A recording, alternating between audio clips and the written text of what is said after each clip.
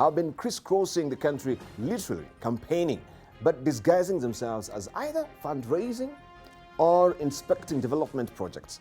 What is appalling is the insults and invectives from the gatherings aimed at dismantling presumed rivals, but whose net effect is to plant seeds of discord.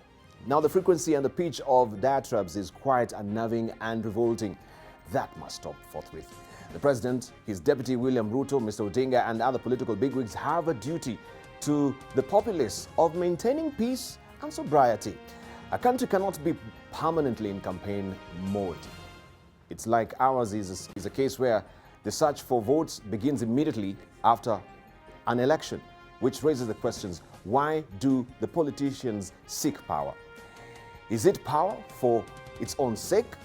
Yet before elections, politicians roll out manifestos that outline their programs of action. They spell out activities they seek to undertake if elected. Thus, it is expected that once they ascend to power, their business is to execute those programs, which, in essence, ought to provide a platform for the next elections campaign. We shall be looking at this, but of course we want also to get just the political tone and tenor that was happening last week. We begin with the women. Of course, we have now women also who are actually pulling on the other side of the divide. We have the team Tanga Tanga women, of course, who are saying this is, I can't remember the actual name of this particular, and it's eluding me right now. But of course, we also have the Embrace Initiative, who are preaching peace. And we have the Nimama, actually Nimama, Inua Mama project. Thank you for reminding me. This is Aaron Cheriot as well. But we just want to see what was happening on the ground. That is in Malindi and also in Murang'a as well. Let's just see.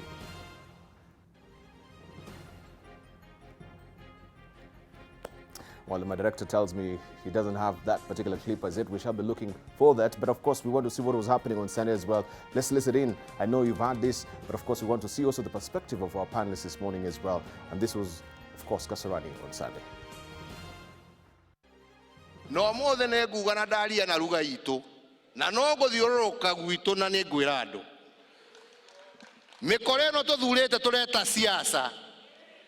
Matigesi di de kekiao.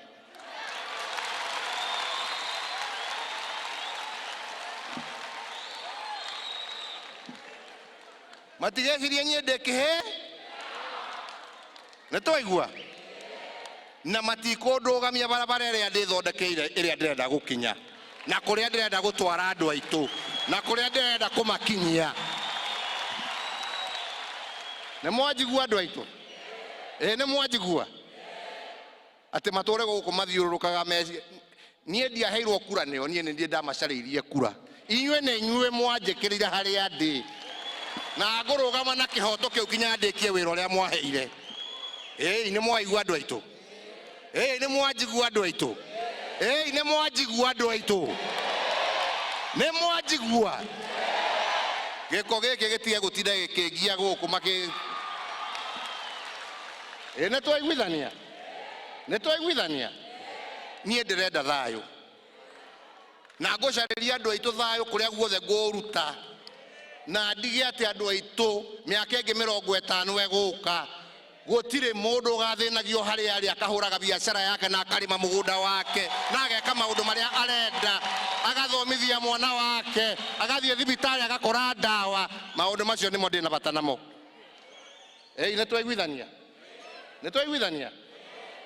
tondu manyonaga ngirite uguo mageciria ne kuga ndoigire ndirenda siasa ne murajigua matigecirie ne kundisha mandishaga ga maruta kinya kou mathiaga tiga wone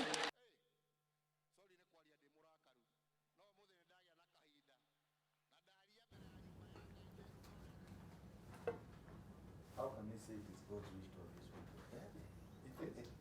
people?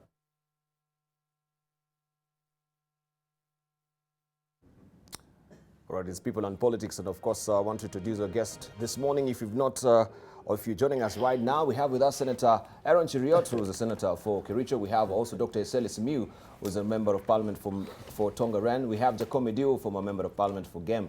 Also, we have Boni Halwale, who is the former member that is the former senator for Kakamega, and also we have Senator Kimani Wamatangi with us as well, who is a senator for Kiambu. Good morning, gentlemen. Morning, Debarl. Right, so you had that particular statement from the president on Sunday, and this has really sparked a lot of reactions so far as far as politicians are concerned. But we can see also some of the Tanga team are alleging that MPs, they're being harassed by state agencies so far, people who are not maybe aligning themselves to President Uhuru Kenyatta. So there's that towing and froing that is ongoing as far as Jubilee is concerned. Some of them, like Ndidi Nyoro, saying that yes, we have the government which is planning now to use some of the state agency to harass us. We have Alice Wahome as well, that some of the cases that they've been lying low since 2012, now they're being revived. And this is the same that is happening also to some of the legislators within Jubilee who are allied to the Tanga team as well. But I just wanted to get your reaction before we drill deeper and look at the dailies this morning. And we begin with you, Aaron Cheriot. First of all, we saw William Ruto walking into the podium late after the president. I don't know how protocol is supposed to be as far as the president. If the president is seated, do we have the deputy president walking in after the president? Isn't that a breach of protocol in the first place? And I'm given to understand from my sources as well that he was not meant to be in that particular meeting. I don't know why he was running late, but of course he got intel that yes, he has to be in that particular meeting. But looking at the posture, looking at the body language as well, as far as President Uhuru Kenyatta and also Deputy President William Ruto is concerned, what was your reaction? Did you see that he was comfortable while those pronouncements were being made there? You should stop misinforming the public, Debarl, or whoever is feeding you on this wrong info. You need to hire a new one, because half of what you said is unfortunately untrue. That's why I stand corrected, and I wanted just to ask anyway, that's why I'm picking also your brains as well this morning. Yes, first of all, good morning, Kenya. It's quite interesting what we watched on Sunday. I will not delve into the details because the president spoke into a language that only Wamatangi understands on this panel. The rest of us can only second guess. If we were to try and use the interpretation of NTV, I'm not sure that you guys have done a good job at it. But anyway, that it is what it is. Back to the questions and the things that you raised earlier on about one was DP supposed to be at that particular function, and also his late arrival. You'd remember that I don't think there is any particular deputy who respects his boss more than the deputy respects his president, the president or his boss for that particular matter. And on many occasions, he always, on 99% of the time, he always keeps time and arrives way ahead of his boss to public functions. However, it appears to me, and I'm not sure about it, but it appears to me on that day, because he was earlier on engaged in, I think somewhere in Pokot or Marakwet, if I'm not wrong, because I saw the news for the day. And they seem to have been running late. You know, the way when you go to a function, sometimes things happen and you end up running late. On the issue of whether he was supposed to have been there or not, I will tell you without the bat of an eye that actually this was his meeting. They planned this together with the leadership of the Akorino Church. And I know this for a fact because I was there when this, I'd gone to do a completely different thing in his office when I bumped into the leadership of Akorino Church, and they were preparing for this particular function. And I'm sure at the end of it, you saw that he presented them with a 6-acre title deed for land which he had bought for them to build their Bible college that he had purchased for them. So it tells you that whoever is claiming that it wasn't his meeting is completely misleading. On the other issue about the things that the president said, and you know, if I was to rely on your interpretation and what I've heard from my colleagues who speak the dialect, I understand Kikuyu, but I cannot claim to be a master at it. The things that the president said, I would say for me, I find them to be quite unfortunate. It shouldn't be the case. You know, as leaders, I really try as much as possible. And sometimes you go to a place where people have said unkind things to you, you've done something and they don't seem to appreciate. It happens to us. All of us here on this panel are practicing politicians. And sometimes people don't seem to agree to the vision that you're trying to carry them along. You go to a function and you're trying, say, to put up a classroom, and they say, no, we think a church or a cattle dip is more important for us here, and we don't buy those things that you're trying to tell us. Then they spin and put so much to it. Basically, you get furious as a leader because people don't seem to be buying into your vision. However, losing your cool as a leader is not an option, and it's not something that I would encourage any leader. Of course, it happens because we are all human, and sometimes you feel as if you've been pushed to the wall, but I will really guard against it and not encourage any of my colleagues. So, if you were to domicile this argument way deeper into, say, the party where the president comes from, it tells you that there are certain issues.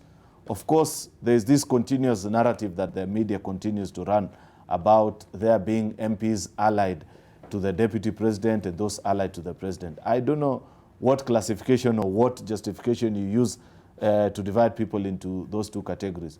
Like my colleague Senator Matangi has said on so many occasions, and I wish my friend Otiende was here today because he's a lead master at it, trying to separate those of us that belong to the Jubilee faction. Either you support the president or you do not support. I do not think we have that kind of factioning within Jubilee as a party. What we have are clear differences of opinion in terms of 2 to 3 issues. It boils down to, if I may say, 3 particular issues. Number one is the issue of the handshake. It is clear that all the members of the party, especially those elected, do not seem to have one position of this. There is those who support it and those who have a question about it. Number two, I was just listing the 3 things which in my mind I consider to be the things that are causing considerable discomfort within Jubilee. Number 2, of course, is in follow-up to that, this thing called the Building Bridges Initiative. Many of our members of parliament, and you've seen wherever they've gone, I don't think there's any particular of their public engagements that you've seen members of parliament join them. Number 3 is this issue of whether in his tours around the country, the deputy president is doing what he was elected to do or is running early campaigns. There is also differences of opinion on what that counts to, and that is what has caused all these particular challenges. Lastly, maybe if I may add, though right now it doesn't seem to be a big issue, was that particular time when we had this thing called the war on corruption, which many people felt was not being driven in accordance with the law, but it was just a political conmanship that was going on. If those 4 things are not addressed amongst the hierarchies of Jubilee Party, then we are going to have a very difficult time. And let me say this for the record, Debarl, as I conclude. You see, President Uhuru and Deputy President William Ruto, Jubilee does not belong to them. They are there on account of the vote that they were given by members of the party. And therefore, should it get to a point where members feel continuously disappointed or not at par and not at rhythm with how they are driving the particular party, I want to believe that members of a party will call them to order. And that will happen if this particular trend continues. I want to ask our leaders to see to it that they find a way to bridge this divide, which if not taken care of, can cause so much hurt to our party. Mm-hmm. So you agree there's a divide as it is right now?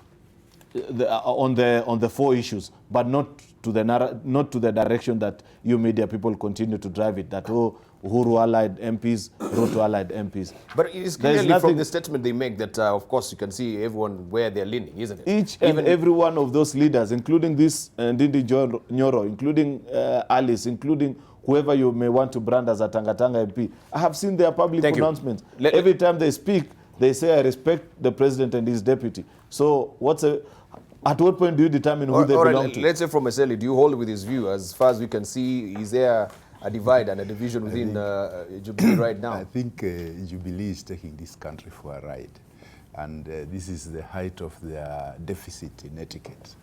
You know, deficit in etiquette. In etiquette. Tell it to Aaron Cheriot. You know, I think what they're displaying is what I call, you know, actually generally, they've always been fairly insulting when addressing issues related to their opponents, but now they have turned against each other, which is not surprising. After their opponents did a handshake, now they didn't have anybody else to really throw insults at, so they have turned against each other. However, I would say that I think both the president and the deputy's people need to reread their books on laws of power and things like those, because sometimes when somebody wants you to really do something unexpected, they push you against a wall, you get angry, and then you react the way the president reacted. But perhaps that's what they wanted you to do, so that they can now enjoy you even more.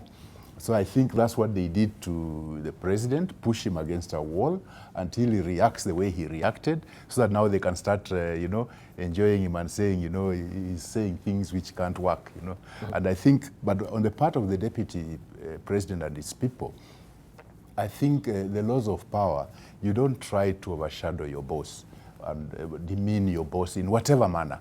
You try to, as much as possible, toe the line. After all, if he has the support of the people in the country, he doesn't need those huge entourages that go with him to go and tell people that, you know, we are with the deputy president and things like that. If he has the people, it's unnecessary, because we've had other. Okay, they were not deputy presidents, they were vice presidents, but they didn't have to go around with large entourages of elected leaders to convince people. I think when they deny that it's not early campaigns, they can tell that to the birds. It's early campaigns. They should not color it in any other way. So I think it's a dysfunctional Jubilee. This dysfunctional Jubilee is going to impact very negatively on the country's development for the coming years. Because as we speak now, we are drawing up budgets that are unrealistic. We are doing things that are not useful to the country, because everybody is concentrating on this dysfunctional Jubilee. And I think it's time they sat down and saw how to, checked on how to put their house in order, so they don't take the country down the drain. Because as matters stand, I don't know why they are even quarreling. Because any sane Kenyan should not touch Jubilee again. So I don't even know why they are quarreling. Are they quarreling over their past, or are they quarreling about the future? Because any sane Kenyan, I for one, will not be casting my vote for any Jubilee or any element related to Jubilee, because of what they have done to this country. Thank you. So I don't know what they are quarreling about. Okay, let's hear from Ojakoyo. I've never and I'll not. Well, Debarl, the chicken have come home to roost. You know, I said here last year that there will never be more NASA, there will never be more Jubilee. They were dead on arrival. It is good to prepare ourselves for the next configurations, political. Debarl, back in 1969, Yes. as fate would have it, Uhuru's father used the same words, read the same riot to Jaramogi in Russia Hospital, Kisumu. And that day, there was a lot of commotion. So many of our people were massacred.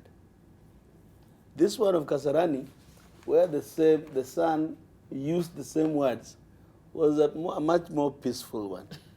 And I can tell you, see, the distance between William Ruto and Uhuru was the same exact distance between Jaramogi and Kenyatta. So, Aaron Cheriot, something you want to take home is that history has repeated itself, except the people are different, the players. I said here that you will not have Kenya in its current form, because Kenya needs fixing. If it will take a very angry Uhuru Kenyatta to fix it, we will say heko. I think this country has politicians who are behaving very badly. Remember I said here when the DP said, we shall rule you until 2032, alafu tutaona. I said, wapi? 2032 will never, 2022, first of all, will never come until you fix the ills of the past, 2017 included. So the people campaigning really should be taking Kenya to the direction that Uhuru has realized we must go. The direction we must go is to fix a scenario where every 5 years when we go for elections, people kill each other.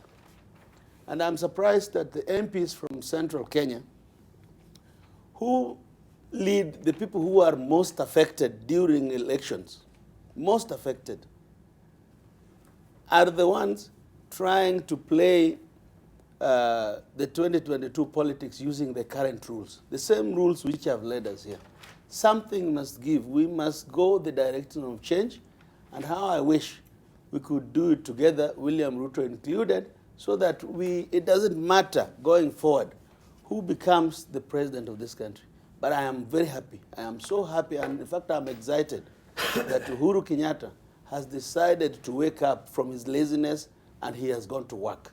He is giving direction, and this country can only support him when he says he has figured out we must do a clean break with the past. I do not understand what he said in Kikuyu. I'm sure Wamatangi is about to translate. But if it takes the Kikuyu language to explain to the country that things must change, I want to encourage him to talk to us in Kikuyu every day.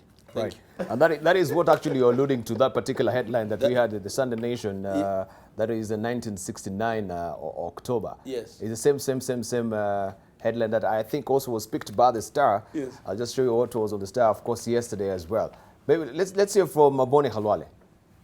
You don't want me to benefit from the interpretation of the only Kikuyu on the panel? Wamatangi, please come. I thought you came before Wamatangi, so okay, fine, the last today. Fine. Okay, I'll talk. Yeah. I'll talk. I think Kenyans must realize that President Uhuru is just as human as any ordinary man on River Road. In 1984, in 2011, and in 2017, I want to give you or 2016, I want to give you examples that confirm that Uhuru is just as human as any other human being. What he was doing is consistent with human behavior. It should not mean anything special to this extent. There is something called politics of presidential term limits. That's what we are seeing.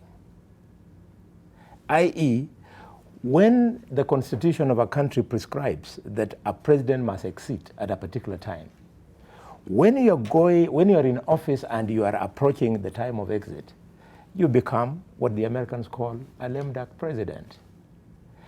In 1984, in New Zealand, the then Prime Minister of New Zealand, Robert Maldon, behaved exactly like Uhuru, and he defied the Constitution to the extent that there was a constitutional crisis in New Zealand. In 2011, members of parliament from Mount Kenya defied Kibaki until it took the same Uhuru in a rally in Murang'a. Uhuru telling people that they should help the then President Kibaki to implement the agenda of his grand coalition government with Raila Odinga. In 2016, President Barack Obama lost his head when he saw that Donald Trump was about to win the election in the United States of America.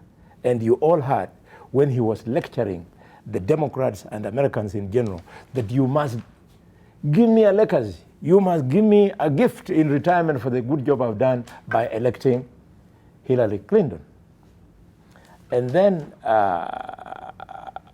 back to what Uhuru was doing yesterday. On Sunday. On Sunday. He is unhappy because some people are doing what he calls early campaigns. Mr. President, sir, if it is right for KANU MPs and Wiper MPs to sit somewhere in a corner of the country and say that Gideon Moy and Kalonzo Musyoka will work together towards 2022, Mr. President, sir, that is called politics.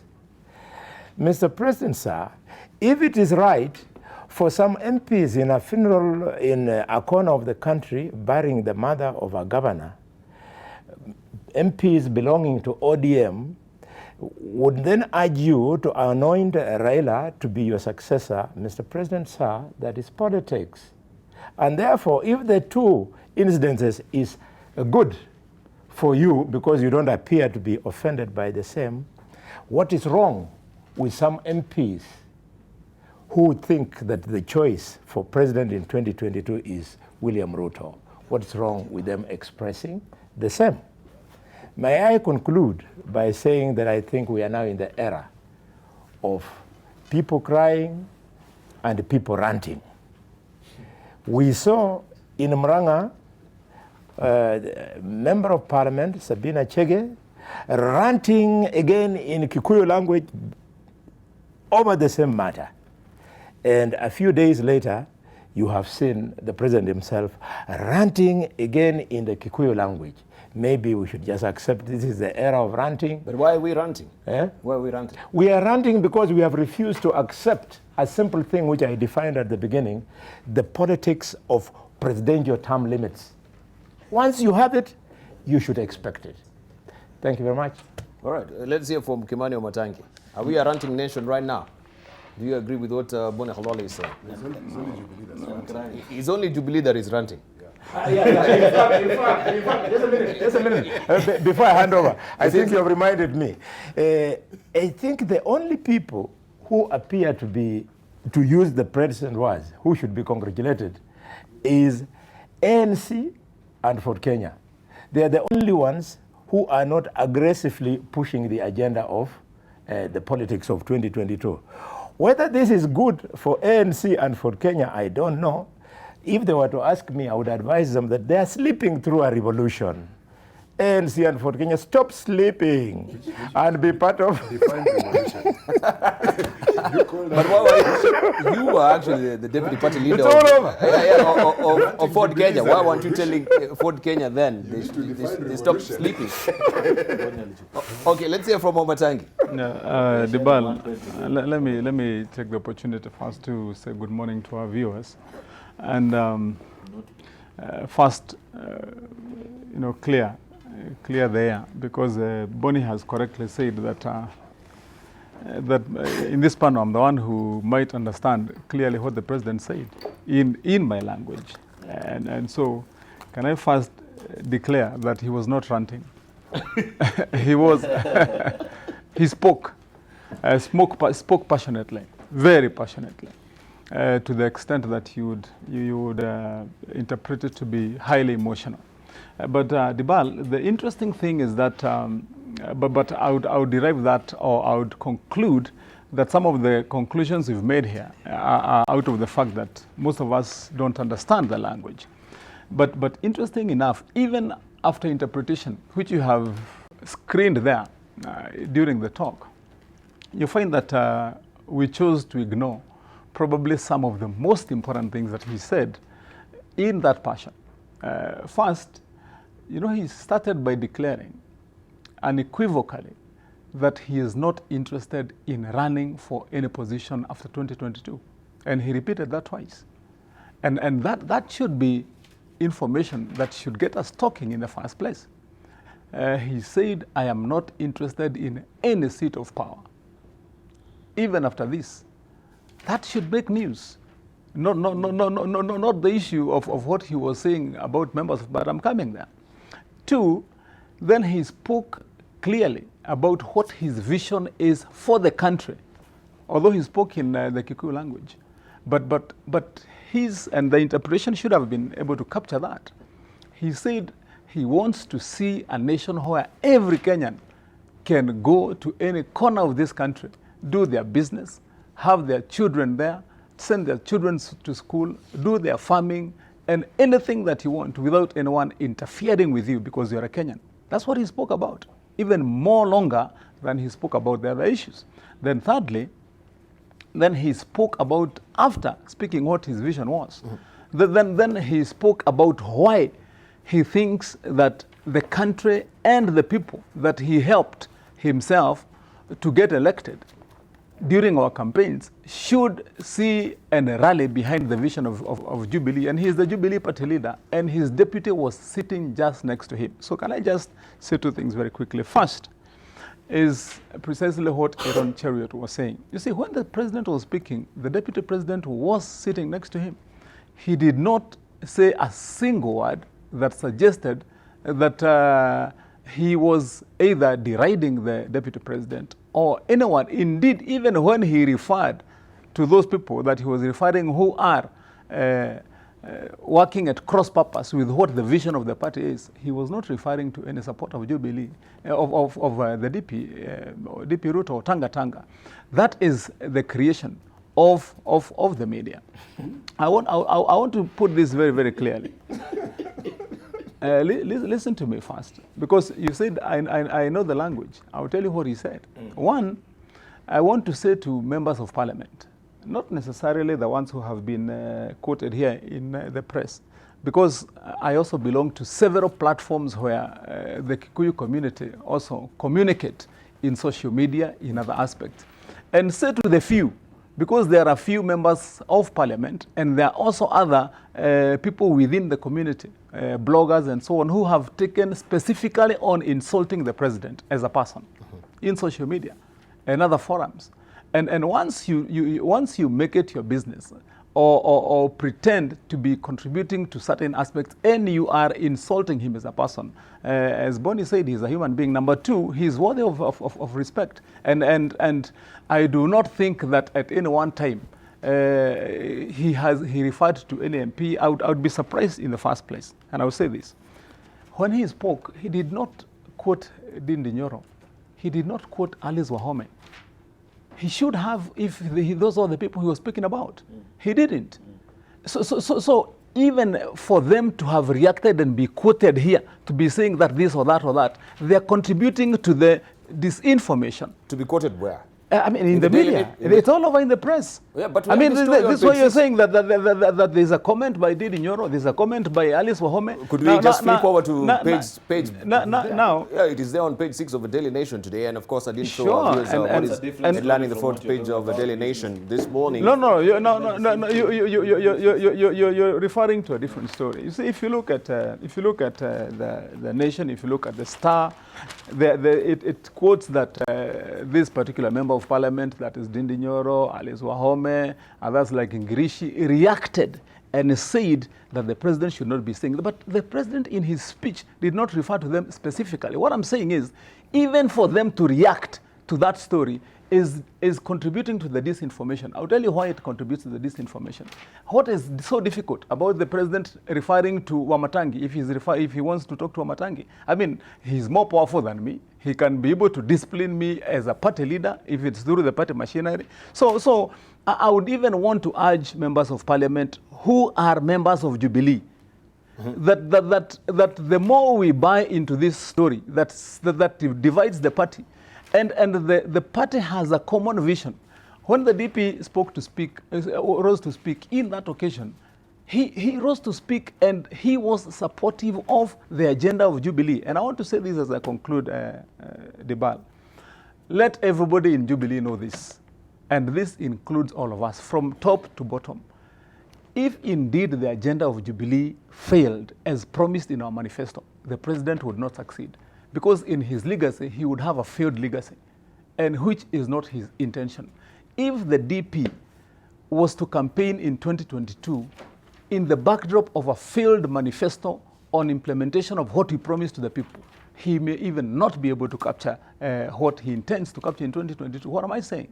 That the vision, the manifesto, the promises that Jubilee made in 2022 is the credo and platform upon which the success of the party, and everybody in the party will be based. And so, as I conclude,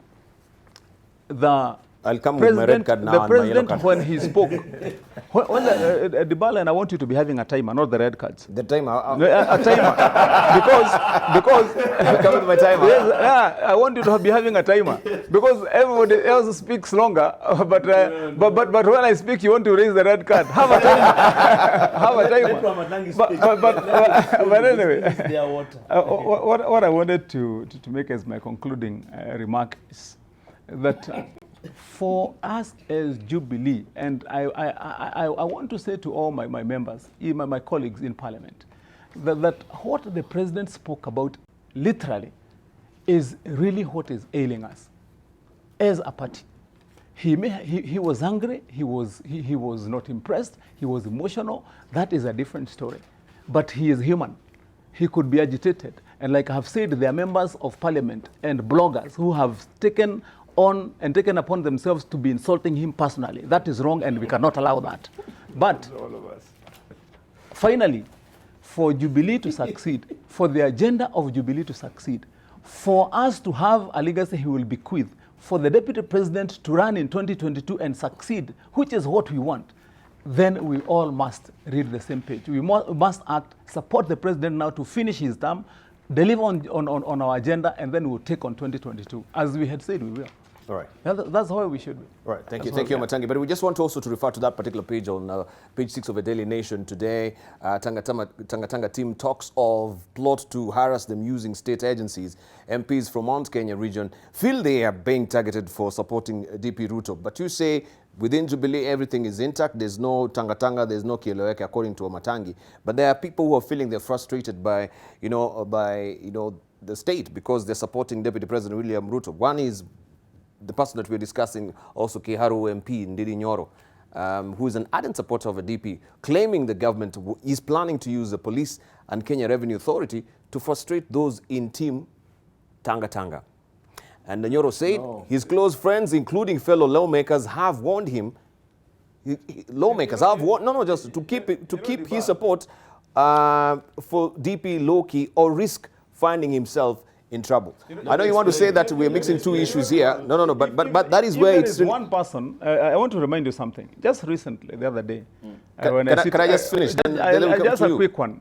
Recently, who sits in this panel, you remember we had a discussion here when my business was destroyed there in Nairobi West. And I lost more than 150 million.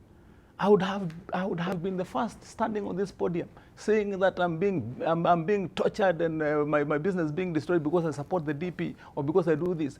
But for purposes of ensuring that there is continuity in what we have set as a party, I decided to take the high road. First, find out who is it, deal with it legally, move to court, seek compensation and justice because I was supposed to be there. Now, if you have some challenges that you have, deal with them the way they're supposed to be dealt with. If you find that, for example, you have a matter that's in court, go get represented. If you have issues where you require security, ask for it and loudly. Okay. But we cannot buy into that narrative that will continue to divide what the agenda of the party is. We cannot. All right. And also, Alice Wahome told the nation that the state has revived a 2012 civil suit against her with the Directorate of Criminal Investigations, DCI, now ready to prosecute her in what is a civil matter that has nothing to do with the DCI. And of course, we know that is that particular case with the Konange property as well. Let me help you, Debarl, and I want you to listen to me because I explained this thing earlier, but you still want to insist on your point. In fact, I would suggest that you remove your earpiece so that you hear me well when I explain this. Okay. You see, this is what if you want to understand, let me put into context what is happening to our party. There is a sustained media campaign by people like you and the rest of the people in the newspapers to divide Jubilee into two factions of either you belong to President Kenyatta or his deputy William Ruto. I have told you in no unequivocal terms that there are no such functions within Jubilee. But I have went ahead and listed to you that there are 4 particular issues. And I have told you the handshake, building bridges initiative, war on corruption, and whether to go out on weekends, whether it is campaign or no campaign. those 4 particular issues have members of Jubilee Party on different sides to it. And therefore, that shouldn't be interpreted to mean that in any way. For example, I would wish to know, in this book of yours that you have divided us into either the president or the DP, where do I belong? Yet I'm a supporter of both my party leader and his deputy. There are certain things that I do not agree with them, and rightfully so, because I'm an elected leader. I have people that I represent. If any of the decision of either the deputy president or his excellency the president do not augur well for the people that I represent, then it is constitutionally expected of me that I will voice it out with them, first of all in private, and if it proves to be difficult to do so in private, then to do it in public. Therefore, that is the divide that exists in Jubilee. And I had said earlier, unless we have a mechanism for resolving these particular 4 issues and having a clear understanding, sitting down and saying to the president, Mr. President, you are our party leader. Please explain to us what you mean when you say that members of parliament are obstructing you from carrying out your development agenda. What is it that we have done? Is it that we have denied you budgetary allocation because that is what we are able to do? Is it that we have gone out to the fields and told people do not accept this particular government project, oppose it? Sort of, we would wish to understand for him so that where we have gone wrong, people can make amends. And the same will be expected of the deputy for the people, because he has his fair share of, little as small as the number might be, he has his fair share of critics within the party. On the issue that you're referring to about the members of parliament being harassed, I hold a slightly different view from what Wamatangi is saying. The truth of the matter is that government is a big juggernaut. There are so many factions and facets to it, and people misinterpret certain things. You know, there are people, for example, who when they watch the president raise the concern that he had about members of parliament from his region on Sunday, they interpret it as a declaration to war.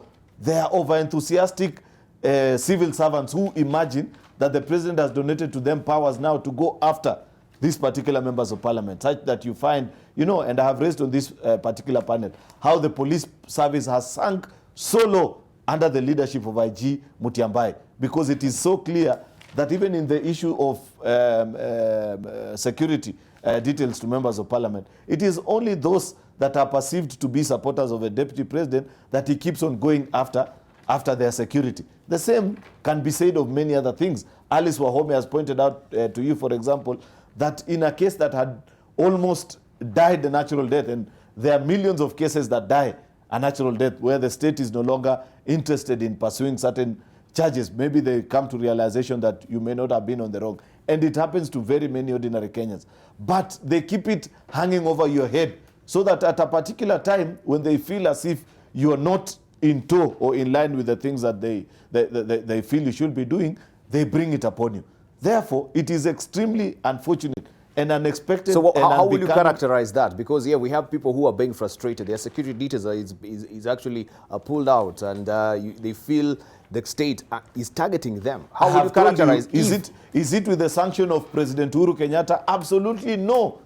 That is not the president I know, unless he has changed, which we would have known. But I have told you, government is such a big thing that there are people who, in their enthusiasm, it's like this other confused group called Kieleweke.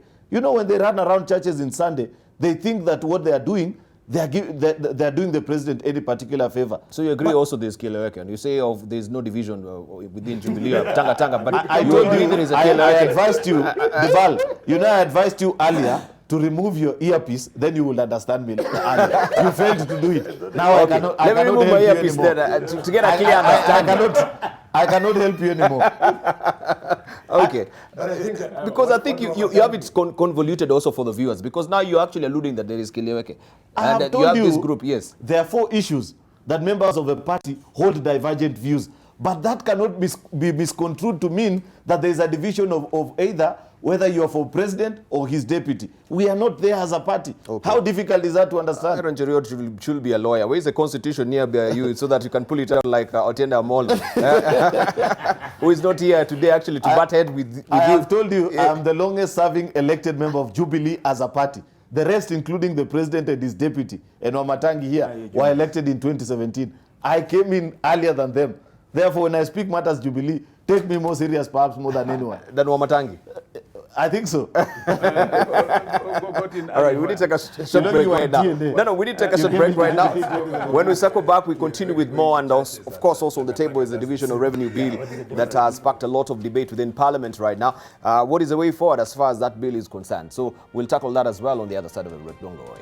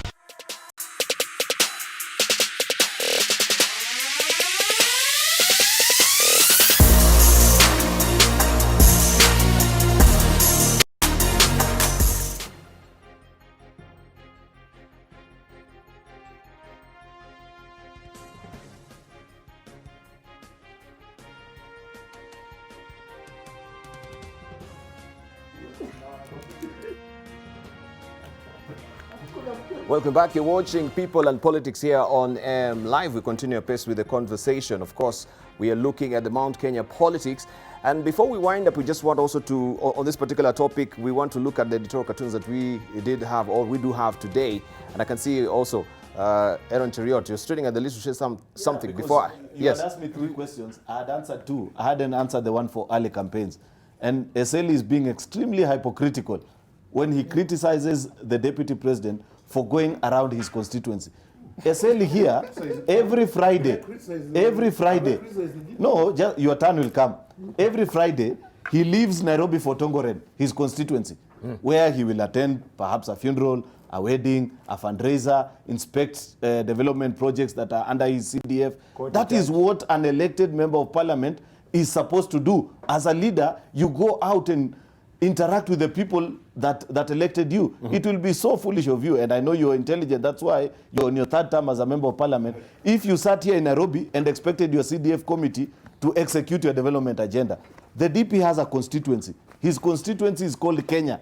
He's elected by Kenyans. It is his official state duty to go around and inspect the work that the government that he leads is carrying out in the country. Therefore, this thing of his campaigning, I don't understand where it comes from. All right, let's say from Eseli, right of reply. Yes, and of course. We continue. I don't know where the Senator Cheriot got this from, because I've not criticized the DP for going around. I just said he goes around with a retinue of MPs who then campaign then when he stands up, he's not campaigning. But when you say you're not campaigning, you tell it to the birds. No, there are no councillors. There are no councillors these days for your information. MCAs. I don't go around with MCAs. I go to an MCA's ward, I deal with that MCA in their ward. Every MCA stays in their wards. For political supporters.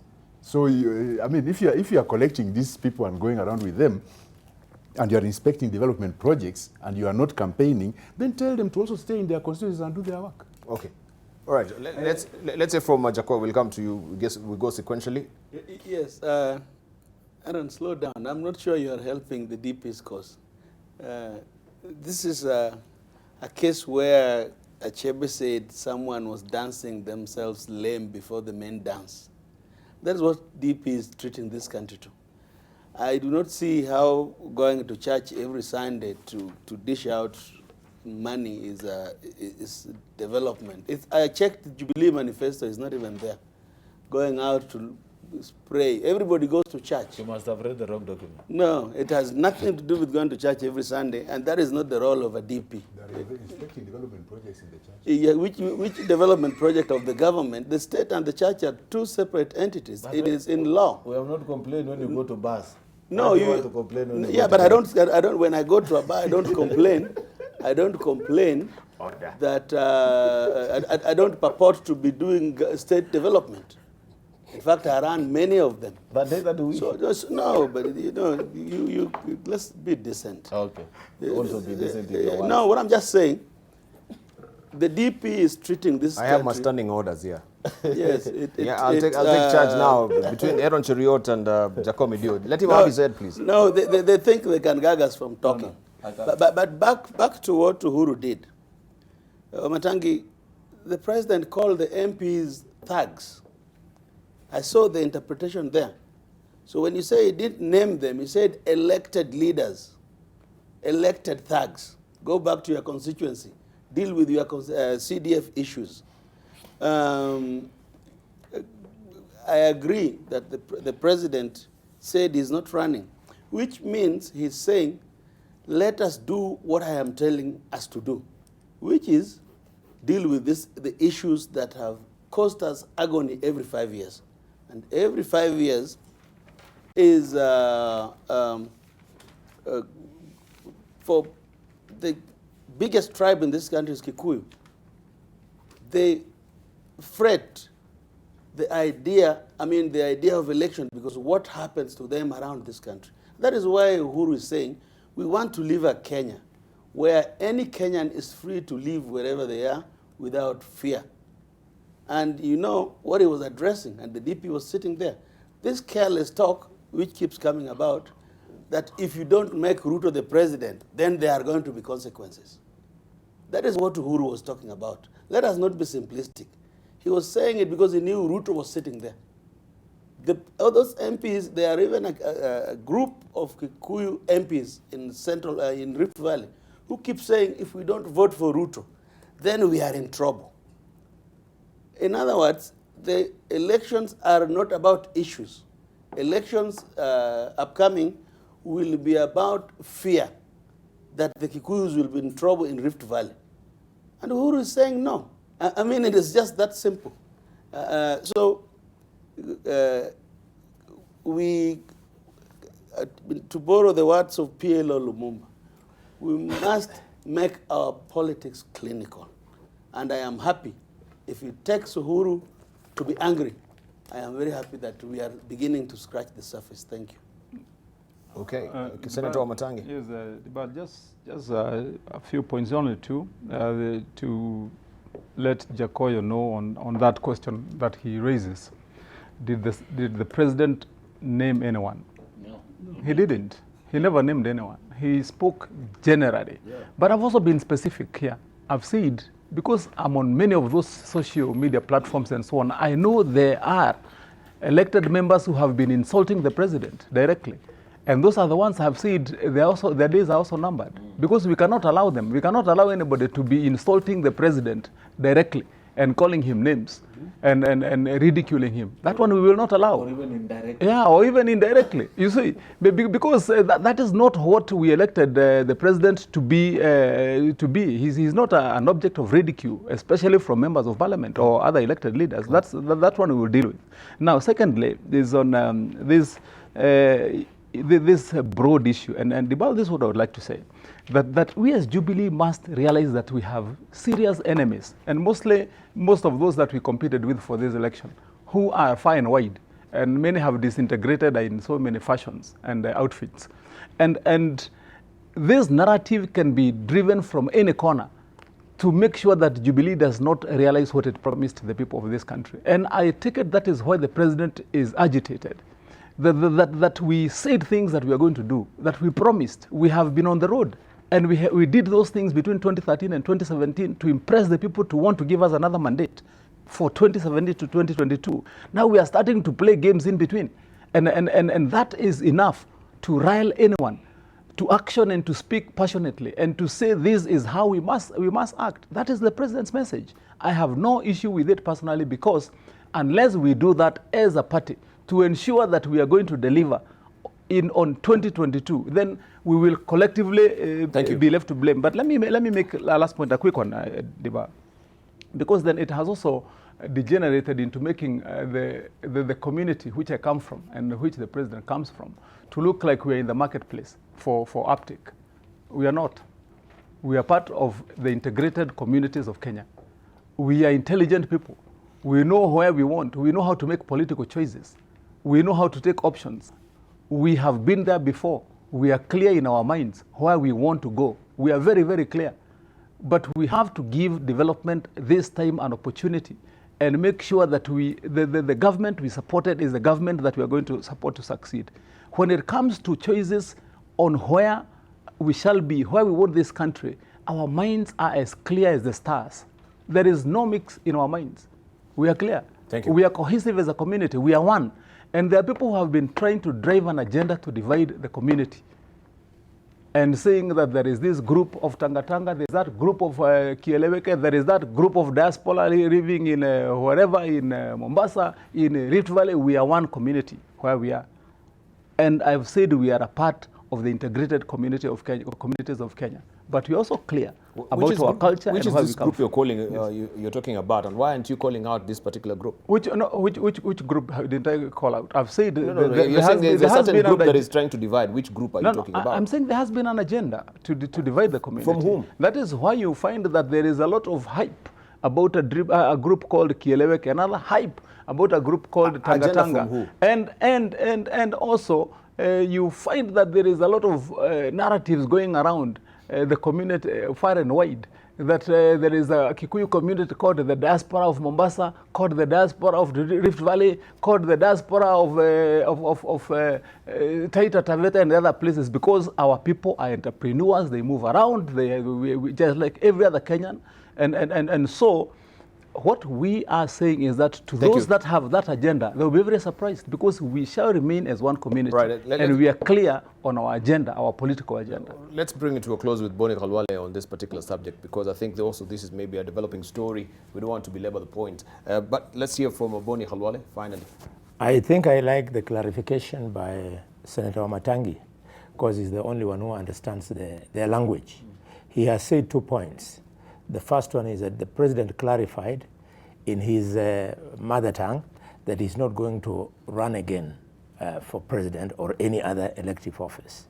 The second one, he has said that all that we were hearing was a president articulating his agenda for Kenya. I would like to make a comment on each. If it is true that he has said those things, then it means the president respects our constitution, and we must congratulate him for that. And the second comment is that if he was articulating, Senator Matangi, his agenda to the nation, he should be reminded that he must never, ever attempt to articulate national agenda using his mother tongue. He must learn from the example of Mwai Kibaki. Kibaki never addressed us in his mother tongue. It is that kind of attempt that starts selling the tribal narrative that how I wish one of our own was the president so that he could also be addressing us in Kiluya, so that he could also be addressing us in Luo. No. Matangi, let him finish. Proceed. I just wanted to inform him so that he can No, conclude that with some information. You cannot do that. You see, Bonnie, no, you're interrupting his train of thought. You were speaking the other time on the roadside with your team where you were dancing. The group that he was speaking, the religious group called the Akorino, is probably 99% a Kikuyu religious sect, just like the one you're having that roadside tweet. Largely from your community. So sometimes, and I saw you speaking to them, you spoke in Kiluya, you know. Just a moment. Just Wamatangi, let him finish his point first of all. Wamatangi. No, we know Boni took an entourage of Jeshri wa Israeli to Deputy President's, home. Yes. Yeah, Dini, ilikuwa Dini, yeah? The African Divine Church. African Divine, but we never saw Boni really speaking in Luya. He met them on a roadside. You missed the first tweet when Boni met them. that was a tweet, and they were dancing somewhere on a road. I believe that's where he struck the deal, and it was a good deal. Boni finish. So I was just concluding by urging the president that he must address at all times himself to the country. When he wants to address issues that are non-Kenyan, then he's free to do so in private. All right, thank you very much. And we want to also, maybe you can comment on the rhetoric cartoons that we do have today as well. This is what Gado has drawn in the Standard today. And of course, this is about President Uhuru Kenyatta, boxing right now. And we can see him dark. There's a shadow there, right? So that is darking and jinking this particular jabs from Uhuru Kenyatta. So I'll leave it for you to decipher that. Look at that. He's being beaten by this particular shadowy figure. And of course, also him also is giving out his jabs as well. Uppercut. Right? It's an uppercut. Yes. Bullfighter. Yes. Can you interpret this? Maybe you can also dovetail this with what is in the Daily Nation today. This is in the Standard. This is in the Daily Nation today. This is according to what particular... I had it actually on my laptop. I'll just try and go there and lift it up for you so that you can see also what has been drawn here by Victor as well. There you go. And I had you talking about a lame duck, Boni Khalwale. This is what has been captured as well by Victor today. Quack, quack. I am no lame duck. And you can see that the president has been depicted there like a lame duck who's breathing fire. Yeah, the only thing I can add on my statement on lame duck is that the president should also seize the opportunity for being in his last term. What other presidents have done elsewhere in the past is that when you are in your last term, because you are not seeking for re-election, you are more decisive, you are more charged to delivering because there are no consequences that can deny you re-election. So it is a good thing to be in your last term, and it is at a time when you can be more decisive and more effective in rolling out not only your thoughts, but your development agenda. You should take up that. Is that the only thing you're seeing in that particular cartoon? Well, I had already spoken to that one in my first half, so I was just adding the I know, side. but from the cartoon, you can see where the fire is being breathed to. Yes, I can see. But you're blind to that as well. The deputy president is there, is getting the fire, and also my brother Waitito, they are getting it. But this is what I told the president, he is only normal. This is what others have done in the past, including the mercurial Obama, who lost his head clearly, and I have spoken to it. All right. Edward Chirot, you want a brief comment on that? On this lame duck? Or the digital cartoon? I don't think it's accurate. Let me tell you something, and I hear Seli, and this should be particularly to Seli. I hear him, because I hear him ridicule Jubilee's track record each and every time. Let me assure you, Seli, God preserving us and giving us life. Come 2022, we'll have a record of President Uhuru Kenyatta's tenure in office, and we'll draw up the numbers for you.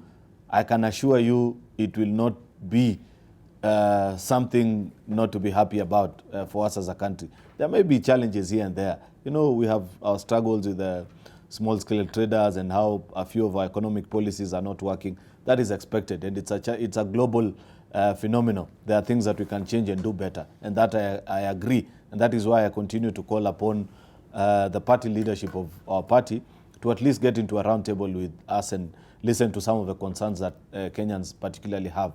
But I do not think that at this particular point you can refer to the president as lame duck. It's not possible. He's still in charge.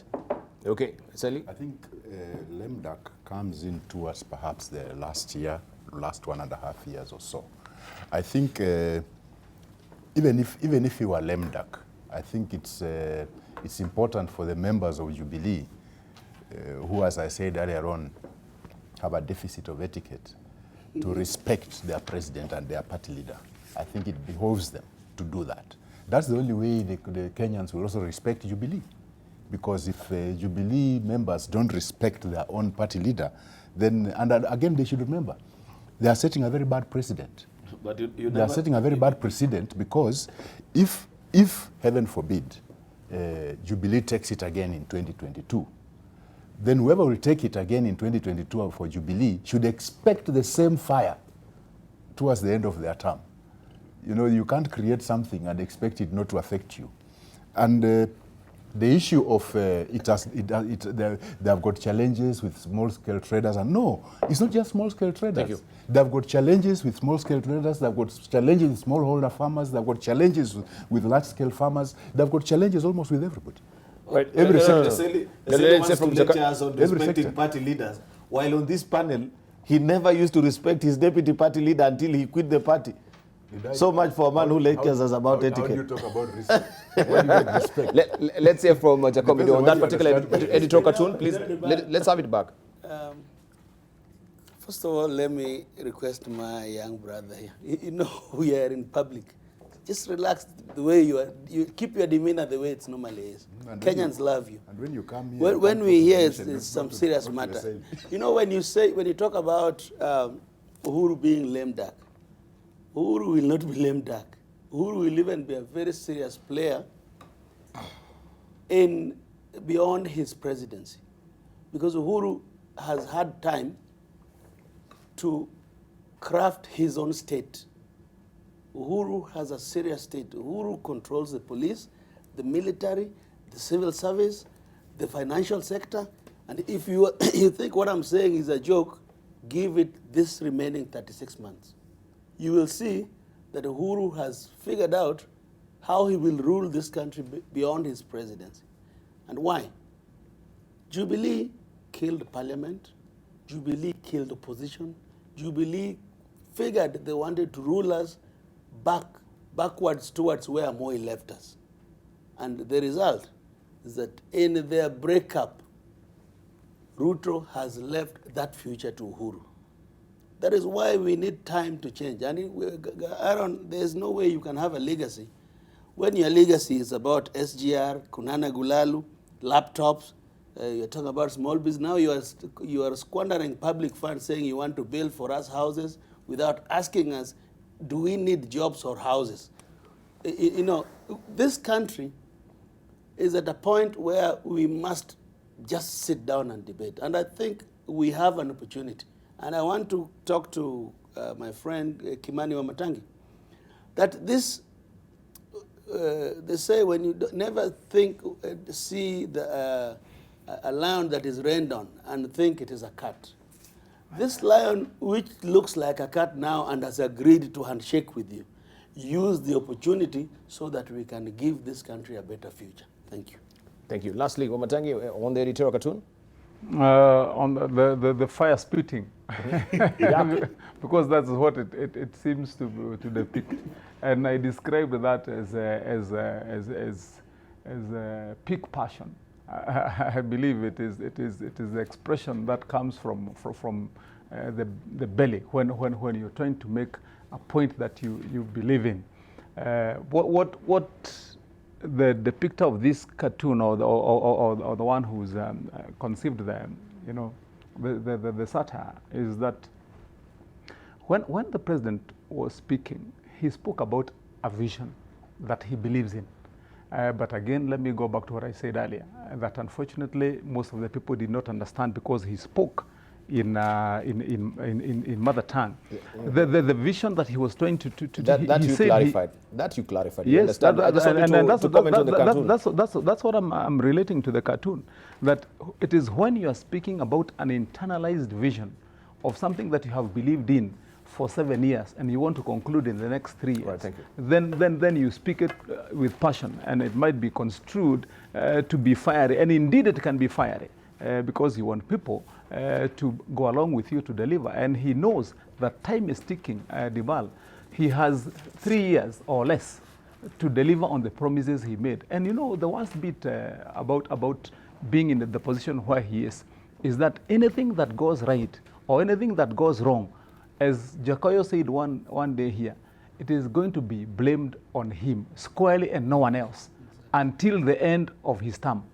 Anything that will be done well, if you mess up the country, this will be the story that will be told about his presidency. If it were me, I would react the same way. I want to seal my legacy. I want to make sure that I've moved the country to the next level. Now that people believed in me to ask me to do it and give me the mandate to do it.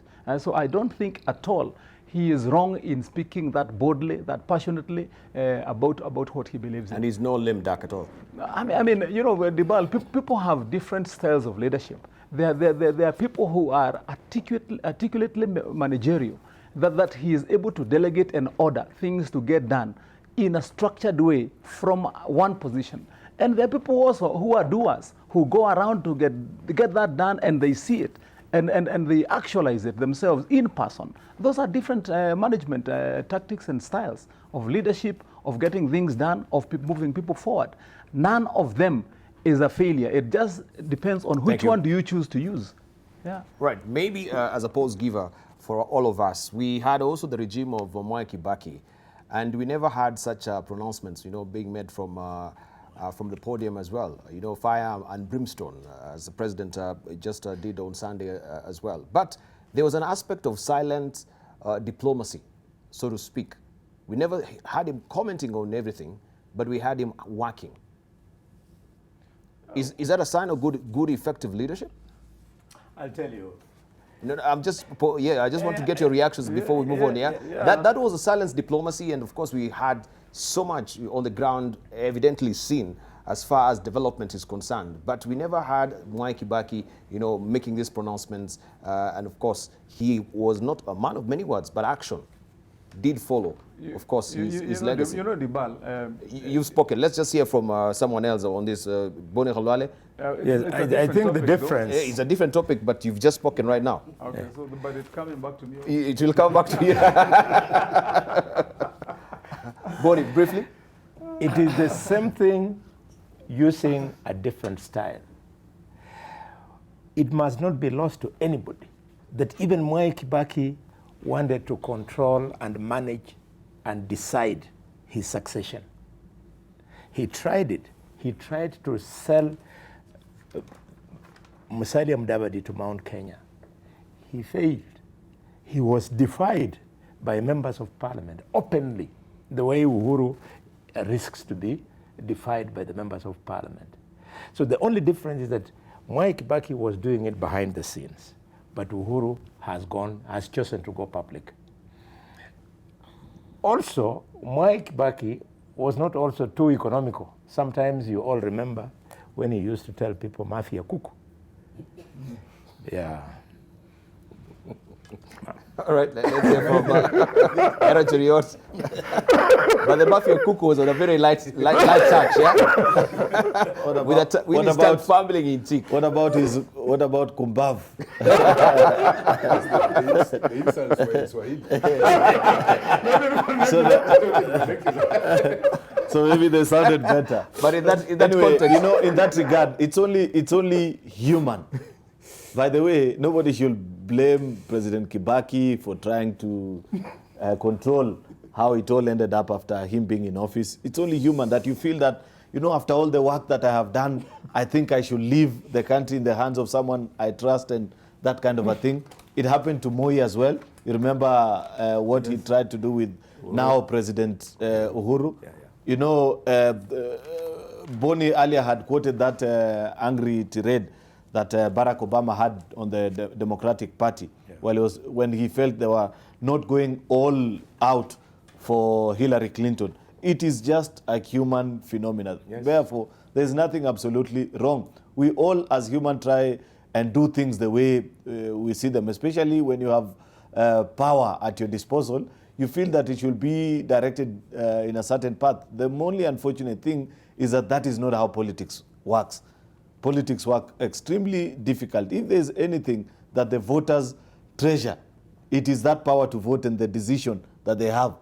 They never want to be told that vote in a certain direction or do things in a particular direction. And there's something that, I keep hear people saying that, for example, that what the president was doing is completely unnecessary, and maybe perhaps it was unbecoming of his conduct. Perhaps people should Google and check out this a video someone sent me out last evening. It's called Moments of Presidential Fury. It is a history of presidents from all over the world, including presidents of superpowers, the things that they do when they feel as if people are not in tune with their vision. So it's only human, as Boni has observed, and there's absolutely nothing wrong with it. Thank you. Right. Briefly, Eseli, we don't need to belabor the point. I said it earlier that I think what the president did was unfortunate, but maybe he didn't realize that an aggressor usually does that to provoke you to do exactly what they wanted you to do so they can disparage you more. I think the president should guard against that so that he does not get exposed in that kind of scenario. Because if you find the statements being made now against His Excellency the President, they are not very nice. But perhaps that's what the aggressors wanted, so that they can react that way, then they hit back at him. Right. On the silence diplomacy of Mike Kibaki. The president has felt intimidated for a long time. It shows. And this Sunday, I don't think after this Sunday, I don't think the intimidation will continue, because I think the intimidation actually was based on assumption that the DP made Uhuru Kenyatta. But this outburst made the DP say, Mr. President, I thank you, you made me. So at least for once, Kenyans know there's nothing shared. Uhuru is the boss. And the DP actually looked beaten. Said, Your Excellency, I thank you so much. You made me who I am. He said it. He spoke before. Why are you lying on the morning? Right.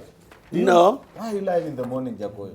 You see, what I'm just saying, let me accept that he spoke before. Yeah, and then shut up. But then, the admission does not alter the fact that the DP went and subdued himself in front of the president. He has always done that. All right, let's hear from Matangi finally. No more intimidation. Debarl, the standard measure of performance is looking at the actual work done, not whether the person is vocal or whether the person was silent like Kibaki, but what did they finally get done? And I believe that for Jubilee, at the end of 2022, the correct measure will be on what or to what percentage and extent have we delivered on what Kenyans have expected at this time with the mandate that we have, and whether it was delivered in volcanic atmosphere from talk and interaction, whether there was fire and brimstone from friction between leaders. But at the end of the day, has there been delivery? Kibaki's style was, of course, as you've said, unique, because unique to the extent that he was, a contained man. And he was, to an extent, what you would describe probably as an introvert. And there's a big book that's very interesting, Debarl, on the power of introverts. and how they get to win and get things done, sometimes to the amazement of people who don't think that they can deliver. People, remember before Kibaki was elected, every cartoon used to depict Kibaki as a fence sitter. And you remember how he was ridiculed. Oh, he never makes decisions. He always wants to sit in the middle. Indeed, if the term watermelon had been coined then before, I believe then that's what they would have been calling him. But when he was given the responsibility to carry the country to the next level, he did it in style, and his own style. I would say then that Uhuru Kenyatta, at the end of his term, will have also the right to claim, like Frank Sinatra sang, that he did it his own way and delivered. Yes. Thank you. Thank you. All right, let's wind it up, and we move on now to a bigger issue, that is the Division of Revenue Bill that right now it seems that we have a stalemate at the National Assembly, and of course this has been castigated by the fact that senators are seeking more for the counties, but the National Assembly, they don't seem to agree on that particular point, that some money should be awarded to the counties right now. And this is adversely affecting also the flow of money to the counties right now. Even yesterday we had a press conference from the Council of Governors to that effect.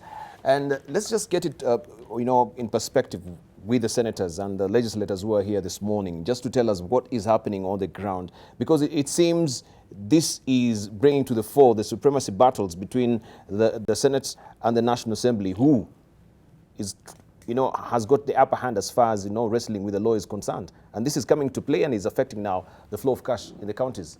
Let's begin with you, Senator Aaron Cheriot. Well, this figure, well, I want to believe that many of the viewers understand how division of revenue works. In that in 2013, when the Republic of Kenya went bicameral, we have two houses of parliament, that is Senate and National Assembly. At the beginning of that term of parliament, members of National Assembly felt that on issues to do with budget, the Senate should have absolutely no say with regard to that, and therefore they tried passing division of revenue. Division of revenue is actually the bill that allocates money into the various government departments, including how revenues are split between the counties and the national government, observing, of course, the percentages that are expected in the Constitution. Of course, what Senate did at that particular time is that we went to court and we went and sought an advisory opinion from the Supreme Court. And the Supreme Court, in advisory opinion number 1 of 2013, gave directions and says, in accordance with Article 96 of the Constitution, Senate being the primary custodian of the interest of counties and their government cannot be bypassed in the issue of how division of revenue between national and county government happens. And therefore that gave birth to this particular bill in the process through which it now follows, where the bill originates from the National Assembly, where National Treasury, and in agreement with the Budget Committee of the National Assembly, agree that, for example, in the next financial year, like this financial year, they are proposing 310 billion going to the counties, and another 2.6 trillion remaining at the national level to be allocated to different issues. Senate has held a different view to this, and this is not a figure that we just plucked out of the blues. I serve in the Finance and Budget Committee of Senate, and we sat through this with the CRA, that is a Commission for Revenue Allocation, the constitutionally mandated commission that advises both Parliament and Treasury on how division of revenue and how the revenue collected nationally should be divided. And we took into consideration issues like inflation, growth of revenue in counties, and the competing needs within our different county governments. And therefore, we arrived at a figure of 335 billion as what will be a fair share to counties.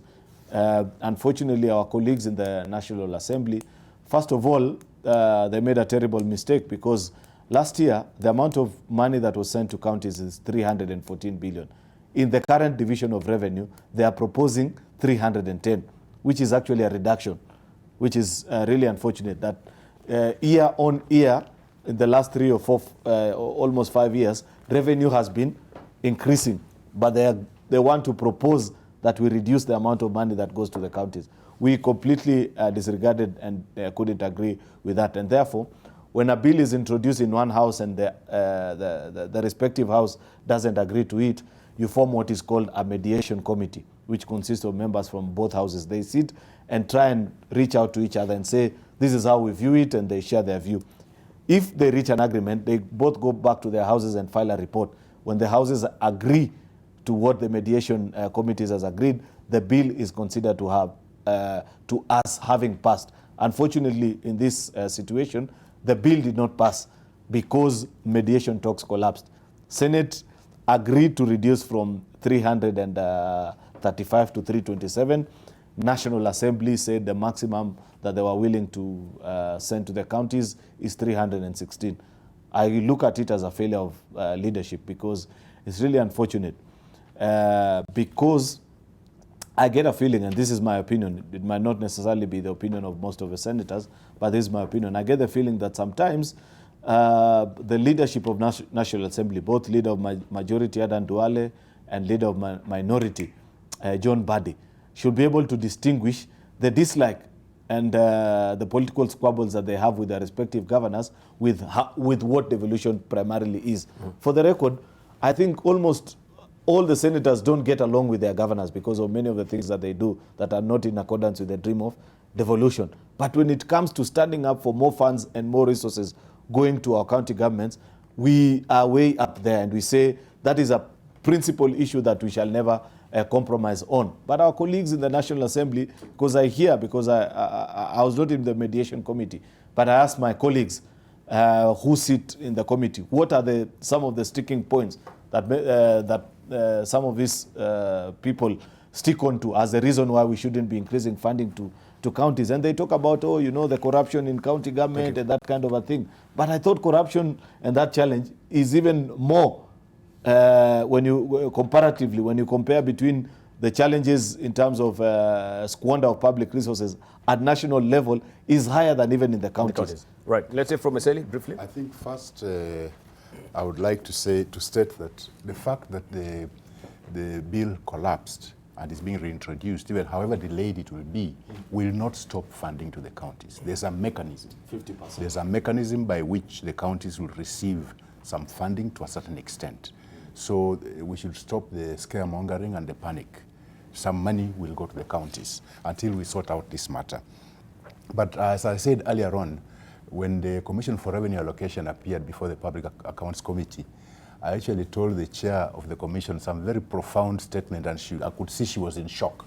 Because when she talked, I said, I lay the problems in healthcare at the feet of Commission for Revenue Allocation, all the deaths and all that.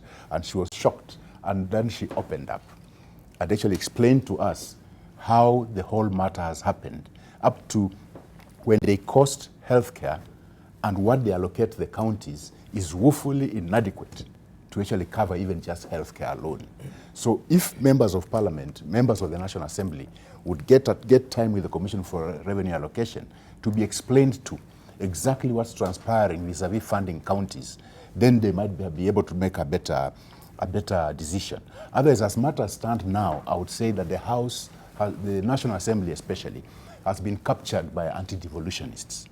They have captured the National Assembly, and they are actually perpetually working against the Senate at whatever the Senate decides and whatever the counties want. So you can see a concerted effort to always fight whatever is good for devolution, and that's not good for the country.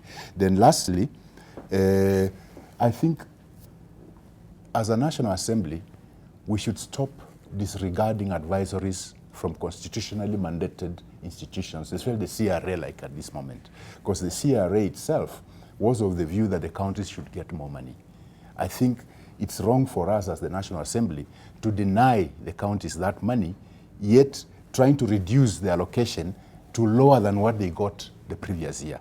It doesn't make sense. Why are we reducing the allocation from what they got the previous financial year?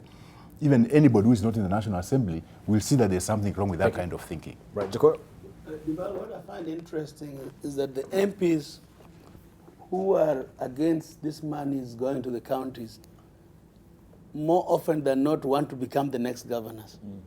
So, for example, if you take the minority leader who wants to become the governor of Homa Bay County, why is it not in his interest to let the monies go so he can follow them down there?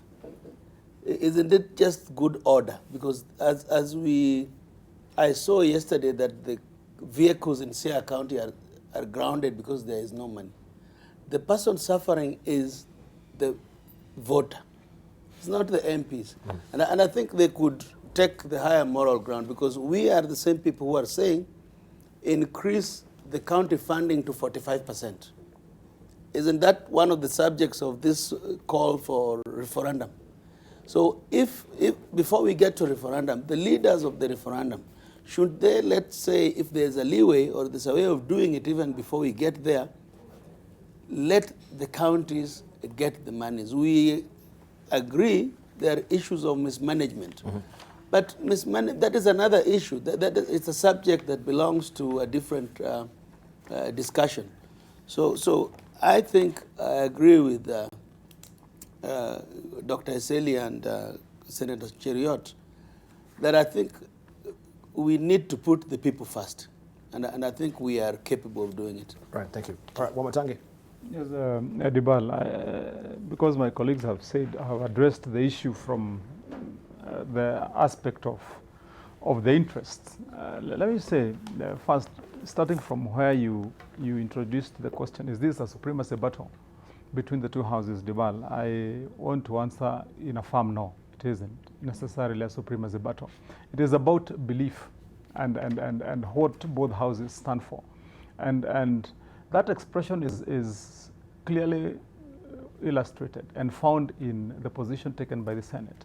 And because Otiende Amolo is not here, let me take his place in explaining this legally. Because if you look at Article 96, Otiende actually was playing football yesterday. Yes. Maybe for them that, and he had a headbutt with one of course, the other team. Maybe though he scored, maybe an opponent in his constituency. You never know.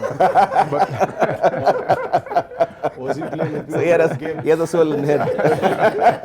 So anyway, what I was saying, Debarl, if you look at the provisions of Article 96(1), it mandates the Senate, and actually the words used there are that the Senate serves to protect the interests of counties, and protection meaning the Senate being a legislative house, deriving its legislative authority from Article 93 of the introduction of Parliament, which is both houses.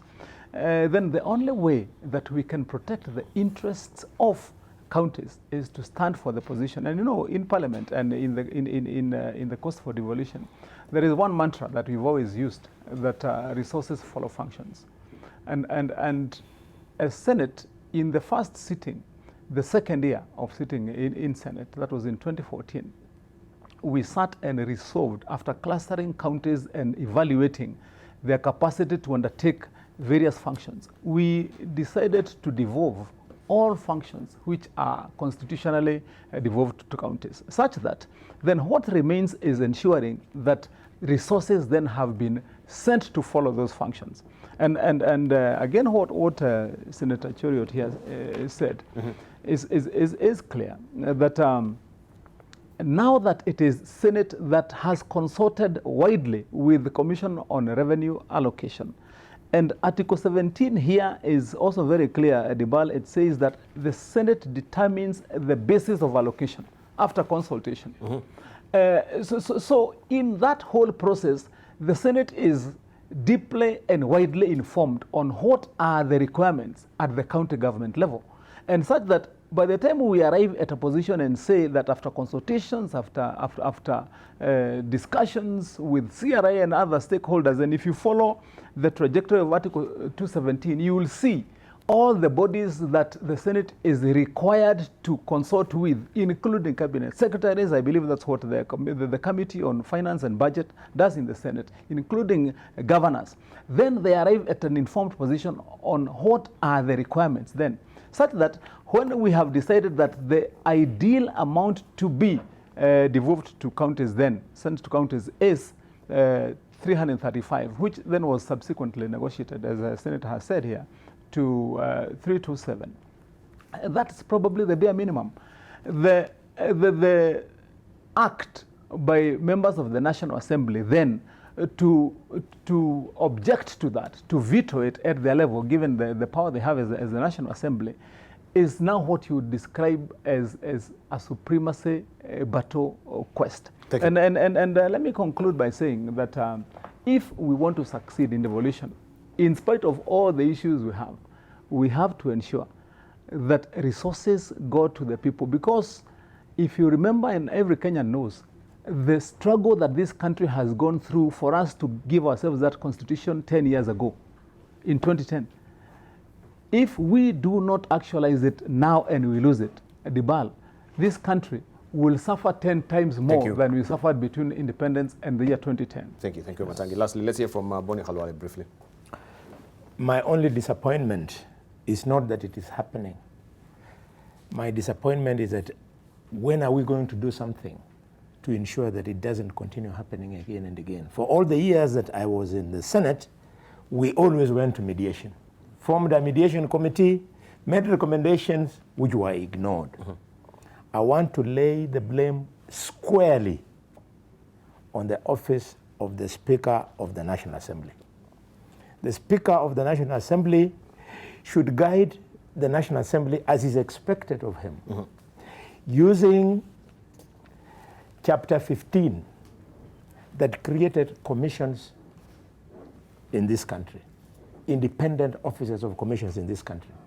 He should remind members of Parliament that the objective of those commissions was so as to protect the sovereignty of the people, and two, to promote constitutionalism in the country, and ensure, finally, that all state organs respect democratic values and principles. That was the intention of creating all these independent officers. Thank you. Now, given that the CRA, Commission for Revenue Allocation, has already recommended a higher figure, then if Chapter 15 was being observed by Speaker Muturi, he would be urging members of the National Assembly not to attempt to lower it. So going forward, what should be done? We will have to realign the Constitution so that if Kenyans so decide, so that the Senate is clearly an upper house, and if that is done, then it will immediately become a house of reflection. It will be reflecting on every decision that is made by the National Assembly. Up to until we do that, it remains on goodwill. Thank you. Yeah. Right. Thank you. In other news, also, maybe just to inform you as well, Kisumu has a new law to tame noisy mourners for hire. Right? Professional grievers found wailing around silent zones will be charged 2,000 shillings and bereaved families 20,000 shillings. Right? They say they call themselves professional mourners. When you meet them in action, you'll be baffled or dumbfounded, but they will go ahead and wail and shed tears at a fee. And I think that even Kisumu should extend this to some of the politicians here who are going for funerals. We see them every weekend. So that if you make any political pronouncement as well, that should be charged. What do you think, Boni Khalwale? No, this reminds me of my cousin Fred Anguba, who by the time he did what I'm about to say, he was the executive secretary of NAT. His aunt was being buried in a home she had decided many years ago.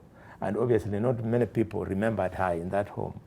So we were going there, and it was going to give the impression that nobody is sorry and unhappy that the aunt of Fred Anguba is dead. Anguba, I hope you won't kill me.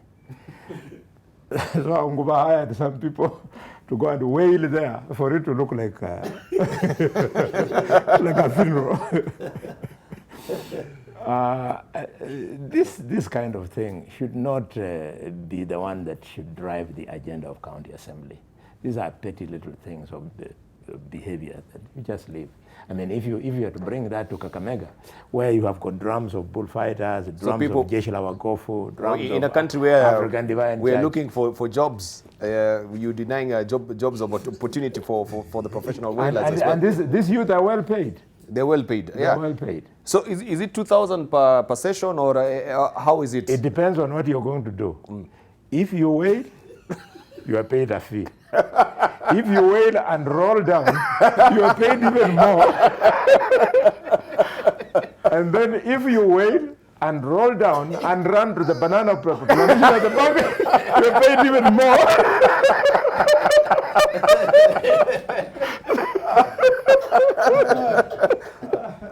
So that is 2,000 per day. Yeah, It's good money. 2,000 per day. Good money. Yeah, it's good money. Yeah. Oh. Omatangi, they never experience these things. Omatangi, this is a job opportunity for Kiambu County as well. Probably the only part that would be a bit of a misfit is also given the cost of also conducting the funerals, because those whalers are also known to eat quite a bit, quite a lot. Because if you find actually during most of those plannings for funerals in those areas that bullfighter there is elaborating about, actually one of the standard features is that there has to be either a bull to be slaughtered or a few goats, and the eating continues for a specified period, by the way. Bullfighter can tell us that more, or even Jacoyo here, who is laughing, and Jacoyo should explain to us whether before being elected in parliament, and from the tendencies we have seen, whether he ever participated or was an ex-whaler. He had a stint before. Yeah, even as an MP, don't you remember Jacoyo once whipped at a funeral, claiming that somebody wanted to kill Jacob?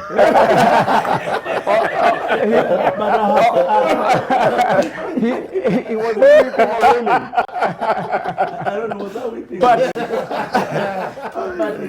But no, you no. Yes. You know what Bonnie has not told you? See how when the procession he has when they're going for the bullfighting, we always go. And I've gone to one of them. Yes. When the day of the burial, you have those animals, you go like 20 kilometers, and you have that drum. Those are our customs. The only thing the MCAs are saying, please don't do it in town. No, you see, Debarl, We are supposed to be winding up. I have to be very reserved about what I say about Kisumu, because I'm in Kisumu at least twice every week on my way to Kericho and back via Kisumu Airport. But these people, the only request I have for them, because for sure sometimes they can be a handful. If you meet them on the road while they are doing this procession, they never allow you to overtake. And sometimes you're late to catch a flight or something, but they want you to join the procession. If you dare overtake, I remember one time I tried overtaking, and they peeped and they say, Kwanza, it is that senator who normally goes after Raila every Tuesday. Okay, we're winding up. Seriously, I also know of a case, a friend of mine drove into those people, and he lost everything. So don't think the MCAs are wrong. A friend of mine called Okulo, they just ripped the car apart and took everything he had, but they left him there. Right. Okay. Are there male whalers, or are they only female? I mean, because we need to wind up. We need to wind up. Thank you. Whether you are an ex-whaler. Essentially, finally, yes. This one of hired mourners, I think, should not surprise you, because there are people hired to do all sorts of things. Mourning is just one of them. There are also those hired to cheer some leaders when they are speaking their stale speeches in various places. Thank you. So this is not anything. It's not anything. All right. But even as we're winding up, the person I think who had a stint of being a professional mourner maybe is Boni Khalwale. You remember in Parliament? Kimunya! We'll wind up on that note. Thank you for watching People and Politics. Thank you for our panelists as well.